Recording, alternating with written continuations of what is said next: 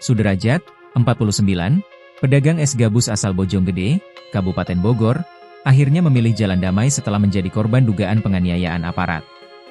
Ia mengaku telah memaafkan oknum aparat yang terlibat dan menganggap peristiwa pahit tersebut sebagai bagian dari musibah hidup yang harus diterima dengan keikhlasan.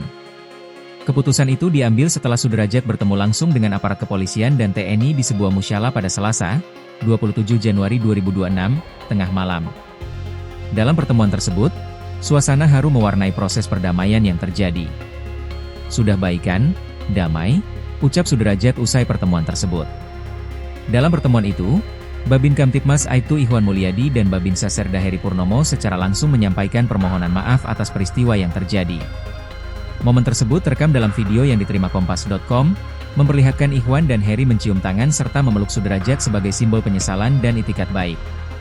Tak hanya kepada Sudrajat, Ihwan juga menyampaikan permintaan maaf kepada istri korban. Bagi Sudrajat, peristiwa pemukulan dan penganiayaan yang dialaminya bukan untuk dipelihara sebagai dendam. Ia menyebut kejadian itu sebagai ujian hidup yang harus diterima dengan lapang dada. Selama lebih dari 30 tahun berjualan es gabus, Sudrajat mengaku sudah akrab dengan kerasnya kehidupan sebagai pedagang kecil. Diketahui sebelumnya, Sudrajat yang tengah berjualan didatangi sejumlah orang bersama aparat kepolisian dan anggota TNI. Ia dituduh menjual es gabus yang dibuat dari bahan spons. Barang dagangannya dirusak dan dilempar ke wajahnya.